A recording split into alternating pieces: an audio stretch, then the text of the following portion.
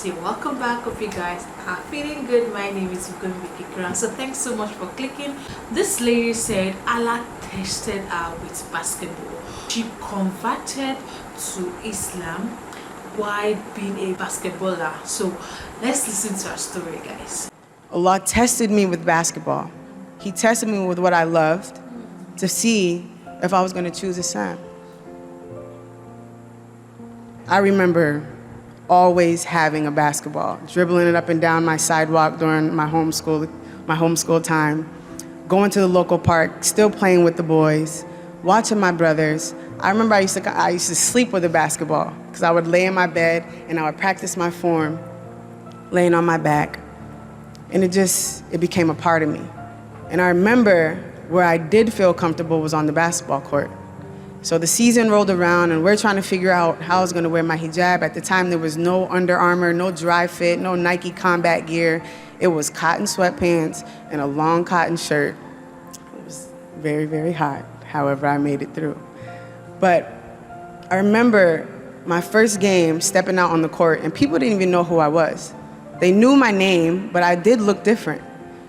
And the first couple of games, of course, I'm ready to play. I'm out on the court, ready to ball out, help my team win. But I remember walking in gyms and people staring at me, people kind of laughing and pointing and kind of nudging the person next to them like, who is that? Look what she has on. There were times when I was taking out the ball on the sideline, and I remember this game like it was yesterday. It was a rowdy game, and I was right in front of the fan section. And one of the kids yells out, "You look like Osama bin Laden's niece." And I'm like, bro, first of all, that's the worst joke in the world because who knows what his niece looks like, first of all. Second of all, it was terrible. But those are the things that people would say. And I used to use that as fuel to just play even harder, of course. But in retrospect, it was tough.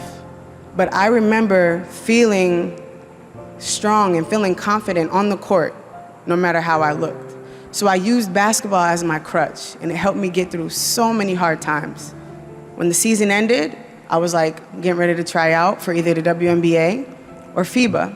And for those who don't know what FIBA is, it's basically the basketball version of FIFA. I ended up picking up an agent, and an agent is a person that helps you get a job overseas. So they find the best possible fit for you, where the most money is, the best country for you to live in.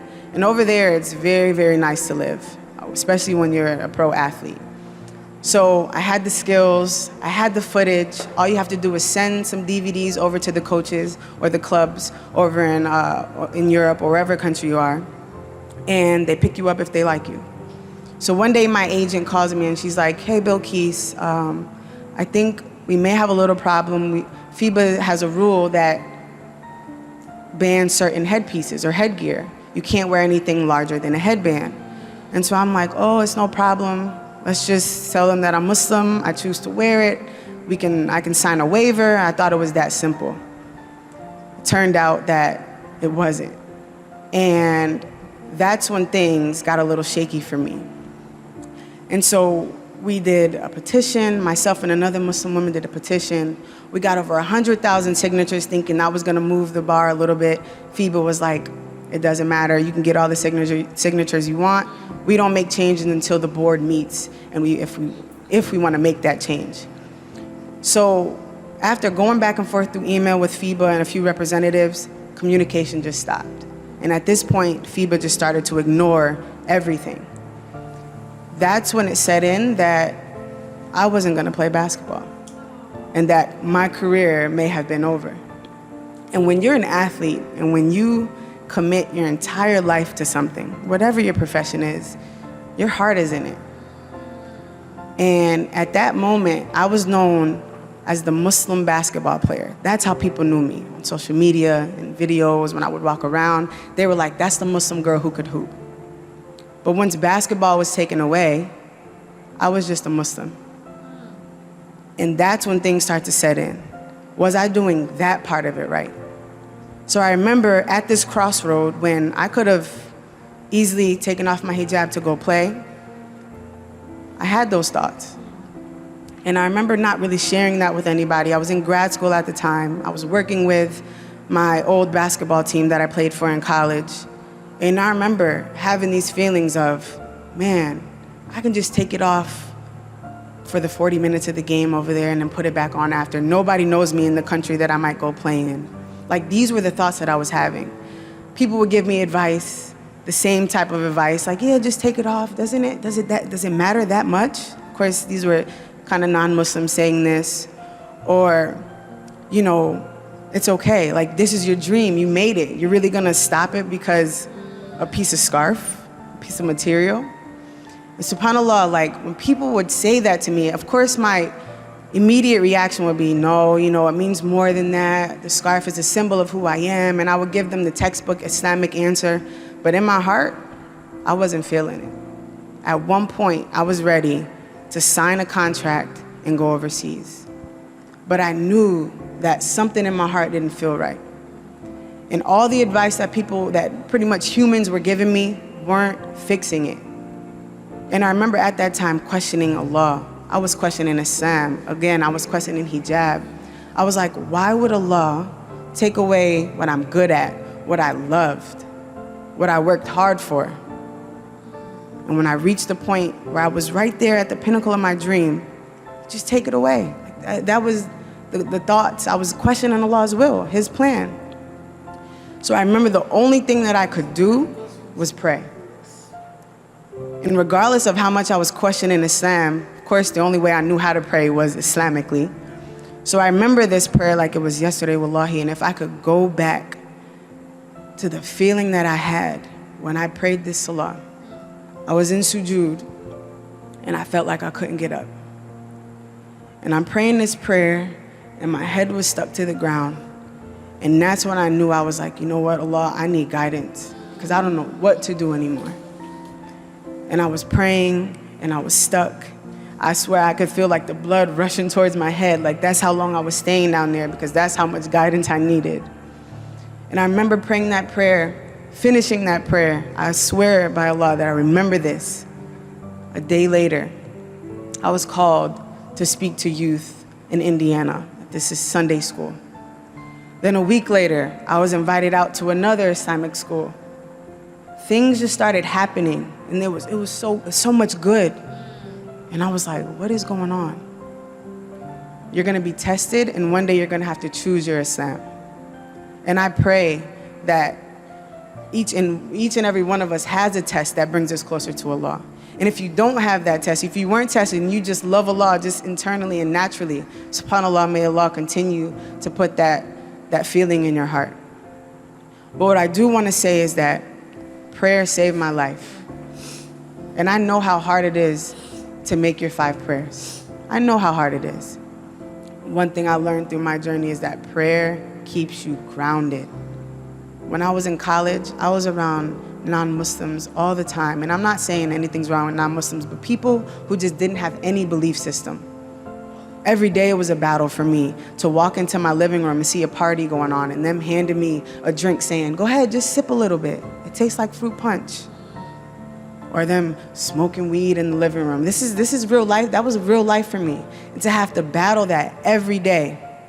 One thing that I took from my parents, no matter how far I fell off the path, no matter all the mistakes I made, I prayed salah. Embrace the meeting that you have with Allah. And I pray that Allah continues to strengthen us because we need it. Don't fall short anymore. This world is ugly. And if we don't have the youth as strong individuals, as strong Muslims, as confident Muslims, then we're going to fall apart. Wow. Brilliant, guys. Well, what I would say is that God knows how to humble us. There's a time in which God would say that, okay, it's time for me to humble this girl, it's time for me to humble this boy. You see now, even though she felt sad that she lost the chances of, going higher, going to the next level of her career, but not knowing that God wanted much, like God is planning something greater for her. Now she's a motivational speaker. She goes from one institution to the other to preach, to encourage people, to let them know about God. When God wants you to serve Him, you will make sure that the favorite thing, that thing that you cherish like an egg, you make sure take it from you. Make sure that he humble you, and you'll be thinking, why is God like this? Why is God hating me?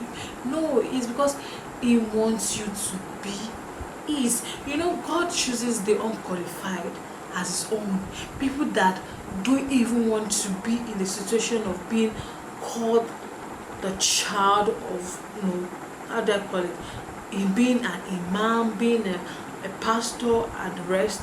Those are the people that God actually calls, you know, to him, to himself. Like, what a beautiful story. See how she started her career, and she said when she was at the peak of her career, that's when things just went down. And she was like, one thing she took from the situation God put her in is the fact that God rescued her from some dangers she would have gotten herself into. Like now, she said that there was a point in time that she would be in the midst of friends that drink, smoke, and you know, they don't take God seriously, and that's how it starts. So she said it was even hard for her to even pray 5 times daily, but she's that kind of lady that she always wear an hijab anytime she wants to play basketball. So don't you ever lose hope. Don't think God hates you, no matter that beautiful job or that beautiful thing that God gave to you and you've lost it. There is hope for tomorrow. God knows the best. Now she can give a testimony of what God did to her. Sometimes there's always a blessing in disguise. God will disguise our blessing in a way that we will not even understand it. We will be thinking, God hates me, where will I start from? Like, she almost lost her hope, but she put her head up high, like she carried herself high and kept encouraging herself that, well, this one has gone, but that doesn't mean life has ended. Life moves on. As long as you are living, there's still hope for tomorrow. So this is a way she's just trying to encourage us. I don't know, I really learned from this video because she's encouraging me a lot that no matter the situation you find yourself, even when things are very rosy and it becomes sour, that doesn't mean that's the final bus stop. God is preparing a greater thing for you and me. Thank you so much for watching, guys. I hope you learned a lot from this video. Don't forget to smash that subscribe button for more. I'll see you in the next one. Bye.